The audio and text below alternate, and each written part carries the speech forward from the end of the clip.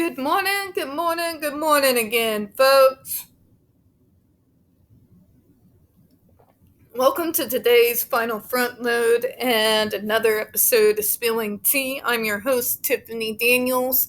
We're going back to that horrible world known as the JRC. But before we do, the usual disclaimers. In the description box, you're going to find a link to the article that the Judge Rotenberg Educational Center does not want you to read. It's written by NeuroClastic, a small non-for-profit started by autistics for autistics, wherein they interviewed and surveyed over 900 ABA professionals in regards to the JRC's so-called behavior modification program. Matter of fact, the JRC doesn't want you to read this article so much. They've threatened NeuroClastic with a defamation lawsuit if they did not remove it from the website. NeuroClastic has refused, so you know the drill. Read the article, share it on all your social media. Also included in there is NeuroClastic's public statement in regards to the defamation lawsuit threat, as well as a link to their GoFundMe. We are crowdfunding in case the JRC actually sees through with their threat. Also included in there, the Ozarks' first article in regards to Agape boarding school, also known as Stone for Help boarding school situation. A so-called Christian-themed boarding school based out of Stockton, Missouri that takes in so-called trouble male teens that has pending over 21 civil lawsuits, claims, and allegations leveled against it, all which have been substantiated by the Missouri Department of Social Services, and they include the following: sodomy, rape, sexual assault, child abuse, psychological and emotional abuse, child trafficking, starvation, and that's just for starters. You have one former staff member arrested by the FBI, another a doctor, still on the premises, with full access to the boys upon multiple, again, substantiated claims of sodomy, rape, and sexual assault of the boys there. You have an attorney general too busy chasing after drag queens, trying and failing to defund public libraries, and let's not forget his piss poor Photoshop skills, instead of actually doing his job. And you got a governor. What can be said about Missouri's governor? He trends almost like at least once every 2 weeks, send help. Read that article, share it on all your social media. We got the other pertinent links to the Stop the Shocks campaign as well, including the link to this article, Hoya's massive archive on the subject, Jennifer Masemba's behavioral sheet of shockable offenses, a clip out of the 7-hour ordeal undergone by Andre McCollins back in 2002, the templates, and the ever-present, self-explanatory, change.org shut the Judge Rotenberg Center down petition. When we discuss the JRC, you're going to hear vivid descriptions of and catch clips or surveillance footage of peoples with disabilities being tortured and abused. If you got young children present, folks, please use the headphones, alright? This channel is marked not for kids for a reason. We use profanity on occasion and speak on dark subjects. If your child is 16 and younger and they are watching this, very obviously parental supervision is very much advised. Alright, now where we left off. Aversive strategies reported by participants. All participants reported a variety of aversive interventions that were used with their children. Mothers' knowledge regarding the use of these strategies came from the facility, from their own observations, and from the reports from their children. The GED. God.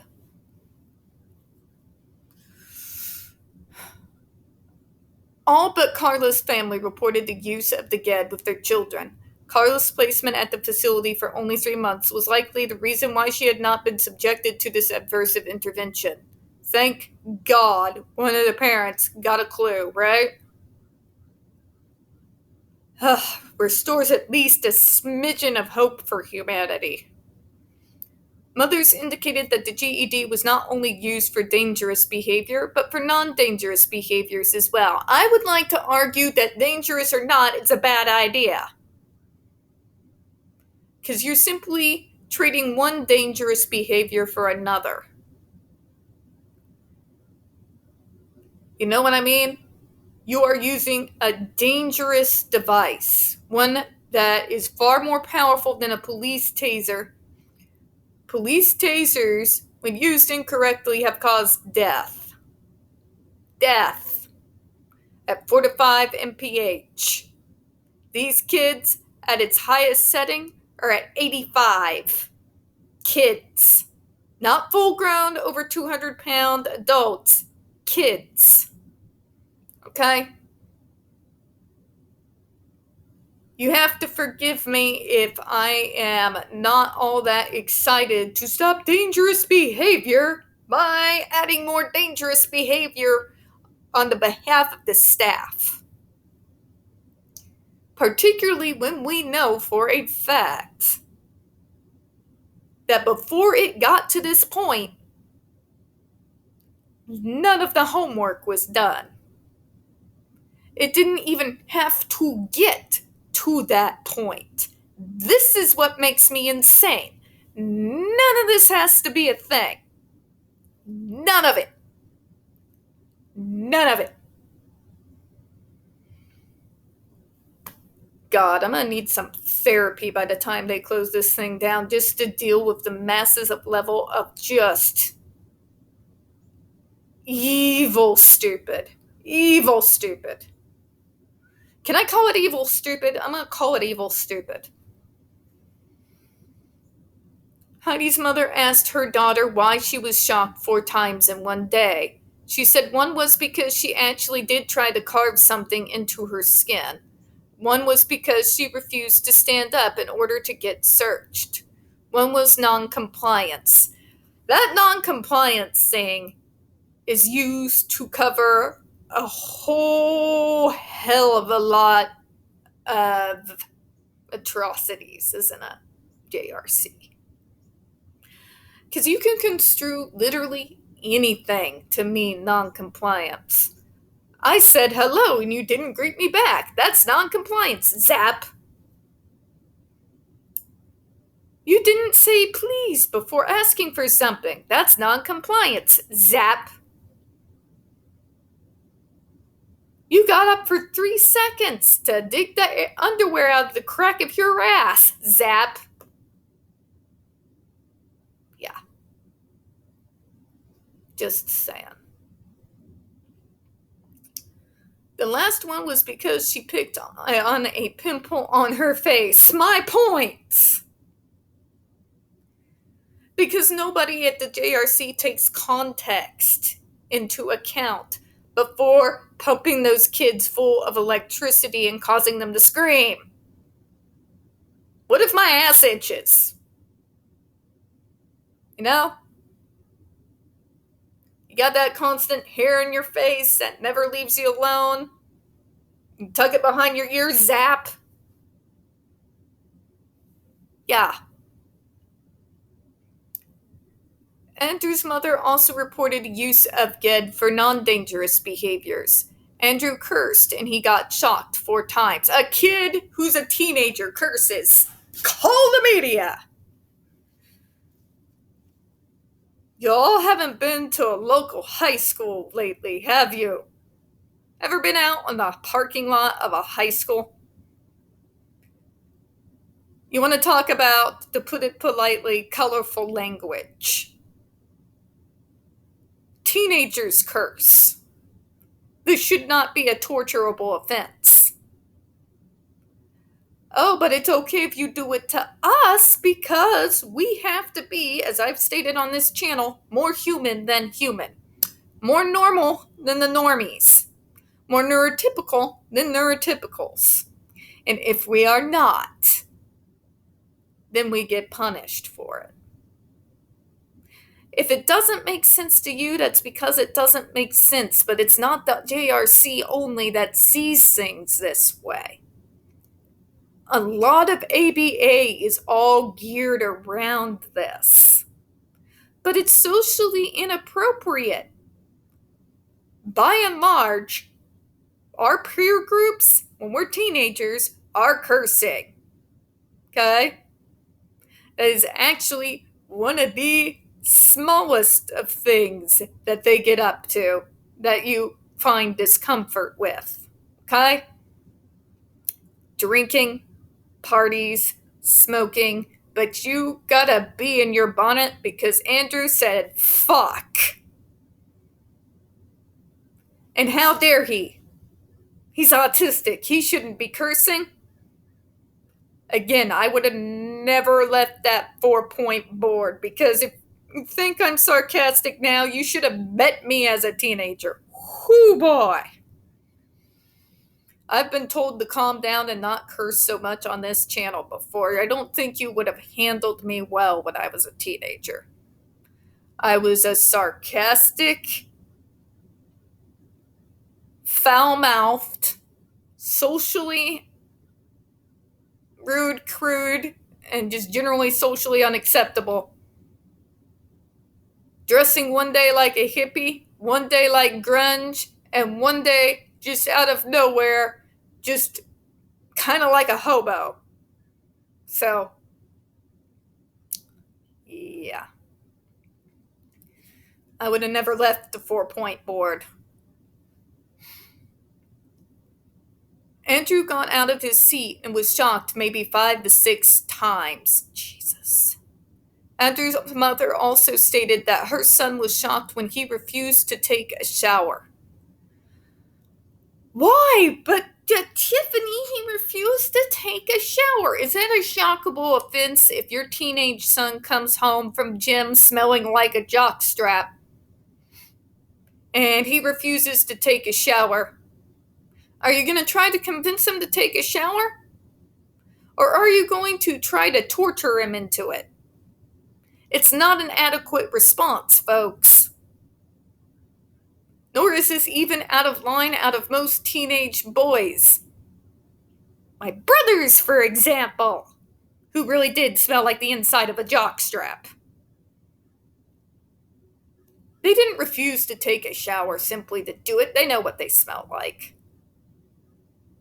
It's that teenage resist everything the parents tell you. Okay? This isn't shocking. It's not abnormal. It's actually something very prevalent amongst male teenagers. Okay? Good God. Andrew said that one time a new worker told him it was time to go to bed. He told him that he had extra time to stay up, but he said, "You are going to bed and I want you to take a shower." So they ripped his clothes off of him. And he said, "Now we are going to hang you up like Jesus Christ."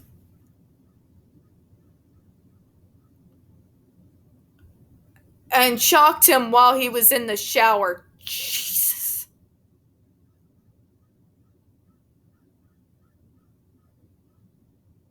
Sick son of a bitches. Sorry.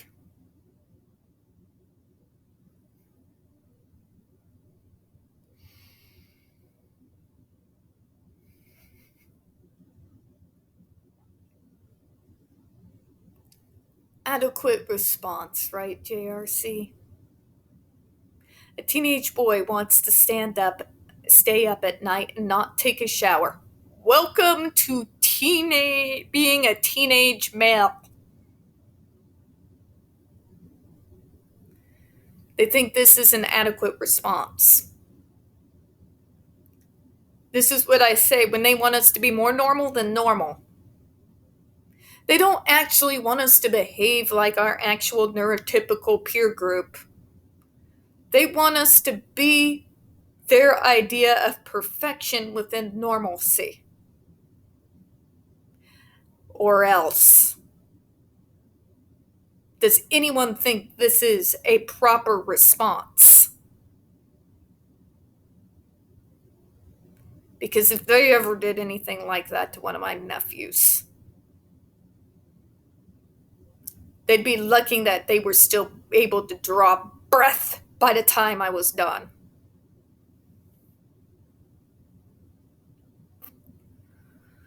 I'm going to take a moment.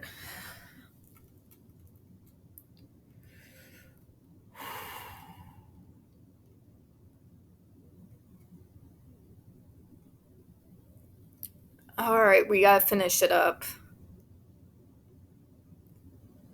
The mothers reported feeling highly disturbed by the use of skin shocks on their child, but expressed that they felt that they had no alternatives. This is what I'm talking about when I'm saying that these parents are not being given enough resources. They're not being given access to the right resources. Their so-called progressive state is failing them left, right, and center. These places should be number one in referring these people to the proper doctors to get the proper assessments done, the plans in place, so it doesn't have to get to this point. This is what, not only as a person who has the diagnosis, but as a person who's worked in this field, I read this article and all I see is that none of this had to happen. None of it. The abuse and the trauma that was reaped on these 4 kids with impunity never would have had to happen if the school districts just would have done that one simple thing and referred the parents to professionals to get a full functional behavioral assessment done. Such a small thing.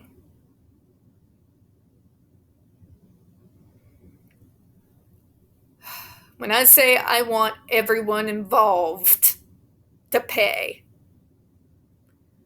I'm not as kind as some individuals like JD.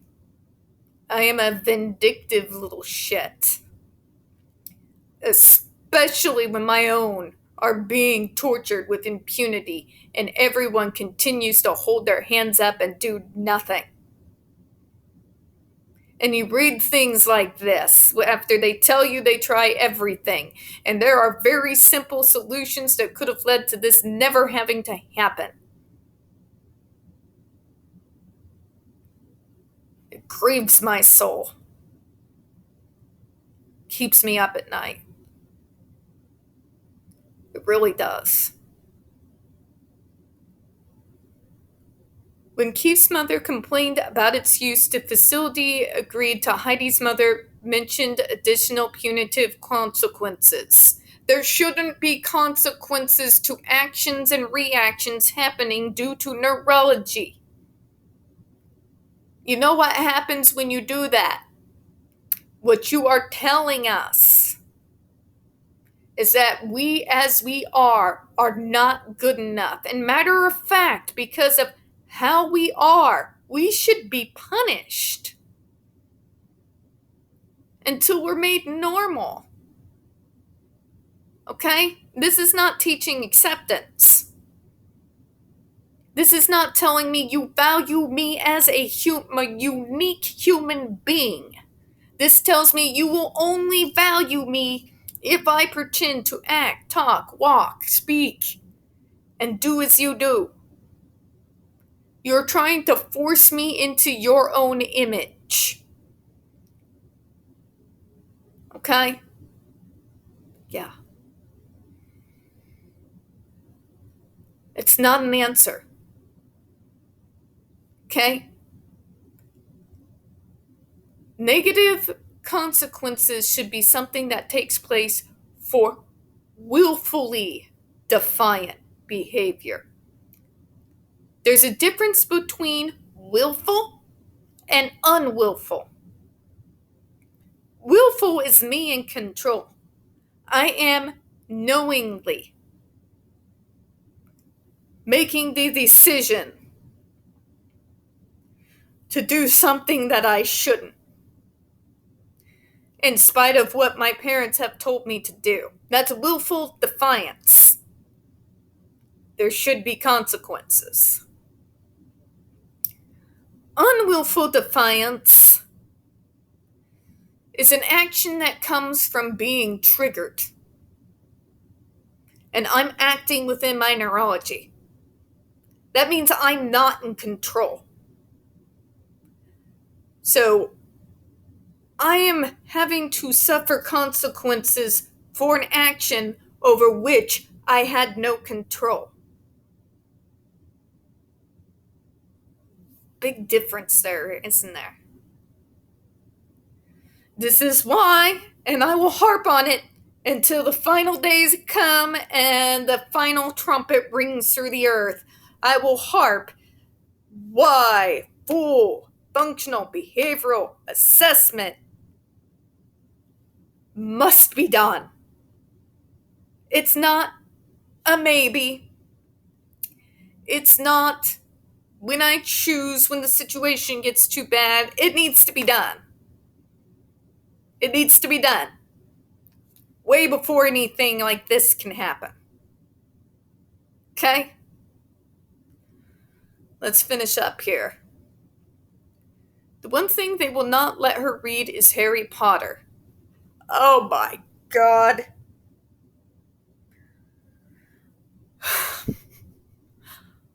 Massachusetts is not letting her read Harry Potter. We all know what Massachusetts got up to back in the day, don't we? I've mentioned before, when I've traveled outside the US, when I was out in the UK, Scotland, Oxford, out in England. Want to know what the US is known for?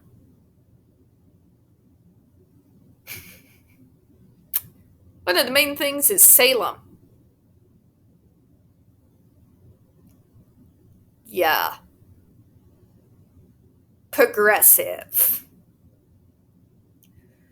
We read all the books together, she and I, since she was a little girl. The last book came out, and we were very excited about that, and they absolutely refused to let her read it, have anything to do with Harry Potter, because it's a cult.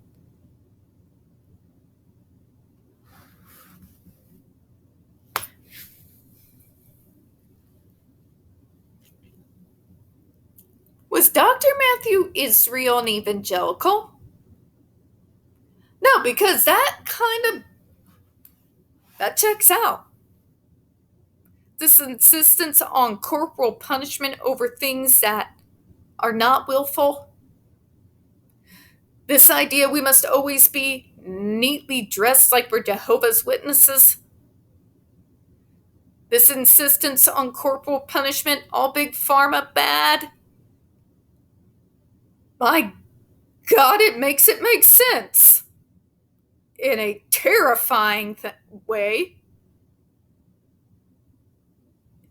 Is it really an evangelical insanity masquerading as science? I'm going to have to dig into that. Because if it does, that's going to be the only thing that finally makes this insanity make any form of sense. I gotta harp on this because this is the stupidest crap.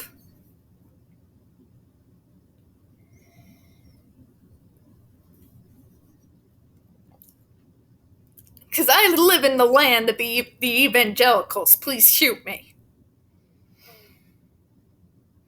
Nah, shoot me. Please put me out of my misery.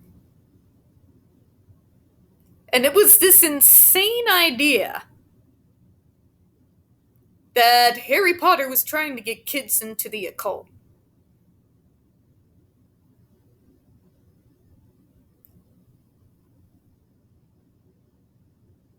No, Karen. Harry Potter did not teach anyone how to cast a spell, alright? I can't, take a stick, I go saw off a tree, hollow it out, throw a few cat whiskers in there, wave it and shut some pig Latin, and shit's gonna happen. It's not how the occult works. At all. If you studied any of this, and I have, lot, same way I've studied the early church, the Catholic Church, and the rise of the evangelicals, Hinduism, Shinto, and several other religions, because those are my special interests. What goes on in Harry Potter and what actually happens in the occult and how spells are done are completely and utterly different animals that do not resemble each other whatsoever.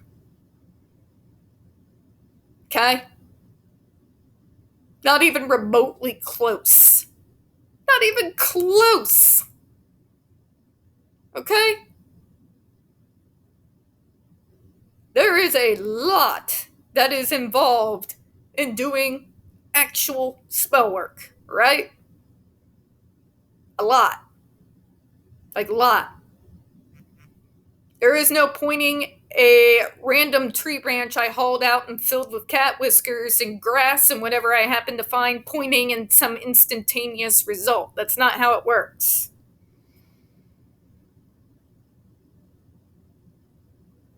Seriously? Seriously. We might as well say that the magic in Wizard of Oz is real. Or in Lord of the Rings, Chronicles of Narnia, Hansel and Gretel. To even have this thought and voice it has never made a lick of sense to me. At all. Okay? Okay? Good? I say this as, our version of card carrying. St. Augustine medal. Yeah. I studied it because I'm fascinated by different religions and points of view, and have been since I was knee-high to a grasshopper. And with an autistic's special hyper-focus, I might add.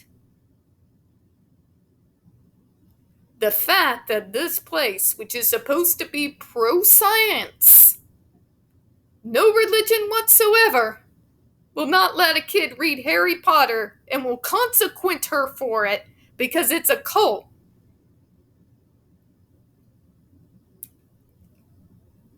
And they get federal funding, folks. I'm going to close on that. God. We don't get very many views on this channel. The few that we do get do tend to get removed from time to time. So please don't forget to hit that like button, hit subscribe, and don't forget to hit the comments. I do appreciate your time. As always, we here at Spilling Tea hope you have a good one. I'm going to go hit the weights. Good God. Bye-bye, everyone.